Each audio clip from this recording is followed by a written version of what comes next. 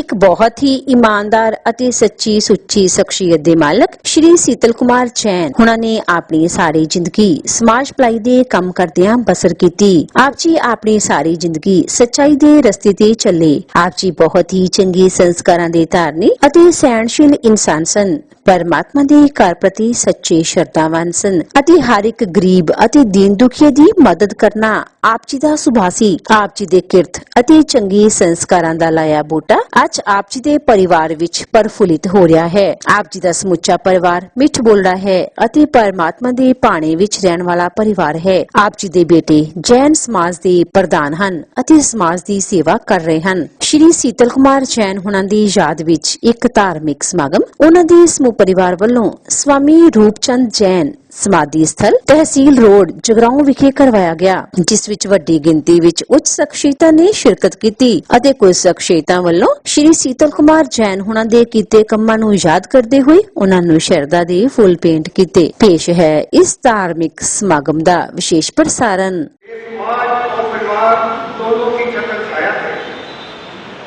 उन्होंने समाज के साथ साथ परिवार को भी दुनिया पर पहुंचाया। रूपवर्ता के लिए साथियों की सलाह से जगह ली और स्कूल की बिल्डिंग का सारा निर्माण अपनी देख रेख में करवाया। उनके सारे जीवन का विश्लेषण करें तो एक ग्रंथ तैयार किया जा सकता है।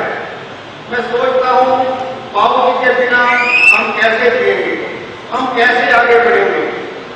बाबूजी समाज के हर कार्य में आगे थे, उनके कार्य सबके सामने हैं। वह सच्चे ईमानदार पक्के इरादे के चमक कार्य करता था। उन्होंने अपना सारा जीवन समाज के लिए लगा दिया। स्वर्गीय श्री सीतल कुमार जैन जी का जन्म 30 जून 1935 में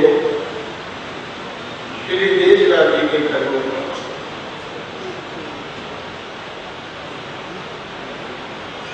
बचपन से लेकर जवानी तक और जवानी से लेकर आगे प्रौढ़ावस्था तक को एकदम और हरदम सक्रिय रहे, एक्टिव रहे और उन्होंने समाज के लिए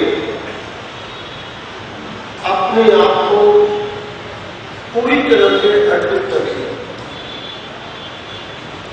जगराओं जैन समाज और जगराओं के प्रत्येक नगरवासी और आसपास के गांव के लोग भी उनका नाम बड़े प्यार से बड़ी श्रद्धा से लेते हैं। एक ऐसा शख्स, एक ऐसा व्यक्ति परिवार से तो गया ही, लेकिन समाज का भी बहुत बड़ा नुकसान करके गया। क्योंकि अभी मंत्री जी ने कहा कि उनके बारे में अगर एक ग्रंथ लिख दिया जाए तो वो कोई बड़ी बात नहीं। ये ग्रंथ किसके लेके जाते हैं आप खुद समझ जाइए। कोई छोटे मोटे व्यक्ति का ग्रंथ नहीं लिखा जाता। जिस व्यक्ति ने समाज के प्रति, परिवार के प्रति तो उसका फर्ज होता ही है, समाज के प्रति, अपने गुरुओं के प्रति हर वक्त श्रद्धा भाव से काम किया हो, ग्रंथ उन्हीं का लिखा जाता है। ग्रंथ उन्हीं का लिखा जाता है जिनके जीवन बेदाग हुआ करते हैं, जिनके जीवन प्रेरणादायक हो। और ऐसा व्यक्ति, एक ऐसे बुजुर्ग का, और मैं तो कहूँगा कि मेरे मामा थे वो, उनका जाना हमारे लिए और परिवार के लिए, समाज के लिए बहुत बड़ी बात है। श्री सीतल जैन जी काफी लंबी आयु को होके सारे लोग गए हैं। ये महान बुजुर्ग ने जिन्होंने अपने जीवन में जेल का पत्थर भी देखा, कौन सा दुर्घटना भी देखा, गुलामी भी देखी, आजादी का नाम भी मानिया। अपने जीवन में चंगा बड़ा समय भी देखा, लेकिन पूरा जीवन सालों कर्म करके जिसे उन्होंने अपने 4 पुत्र उन्होंने बहुत वधिया ढंग के नाल पढ़ा लिखा के बहुत कुछ सिखा के अपने पुत्र में सिखा के अपने परिवार को उठ के चंगे समाज की सेवा करने वास्ते देश भक्ति का जज्बा की सेवा की भावना की पूर्ति की उनके जैन समाज में अपना बरमूला योगदान पाया। तो ऐसे महान बुजुर्ग जोड़े साढ़े समाज के सामने जब इतने करके साढ़े को निकलने ने तो समाज के लोग अनुभव करते हैं कि साड़ियाँ इखलाकी कदर कीमतां के खजाने खाली होते जा रहे हैं। जैसे उनका एक संसारिक परिवार था, वैसे ही उनका एक व्यवहारिक परिवार था। रूपवाटिका और स्वामी रूपचंद्र स्कूल के रूप में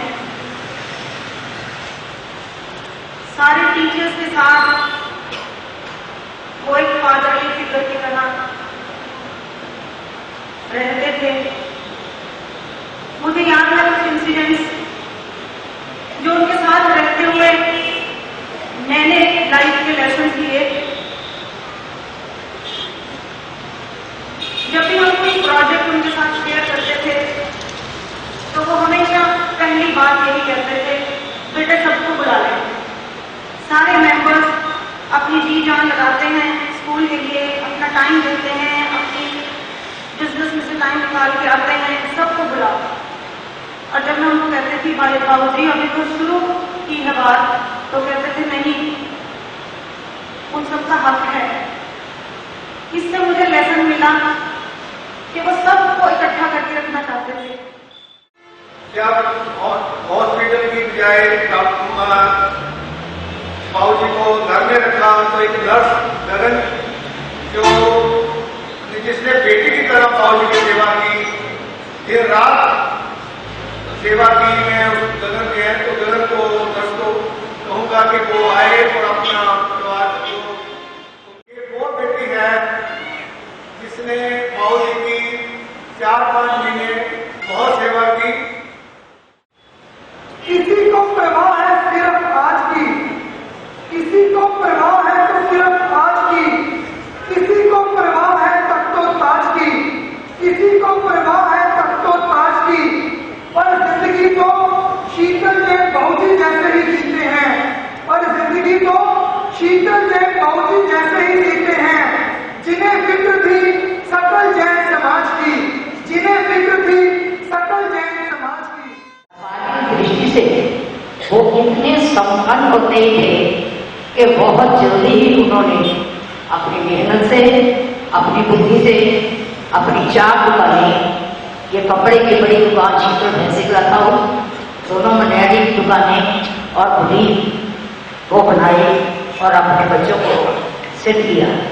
और वो व्यापारिक दृष्टि से जैसे मैंने बताया कि बहुत ही संपन्न थे, वहाँ वो समाज में भी पीछे नहीं थे। शुरू से ही उन्होंने समाज का काम किया, जो कि मुख्य तौर पर उनके समाज के काम के उदाहरण जो है वो ये 2 स्कूल हैं। सन 1979 में स्वामी रूपचंद जैन स्कूल की स्थापना हुई थी और सन 1982 में भाई शीतल कुमार जी उस स्कूल के प्रधान बने और जब तक उनने अंतिम सांस अंतिम पल था वो उस स्कूल का प्रधान पद उनसे दूर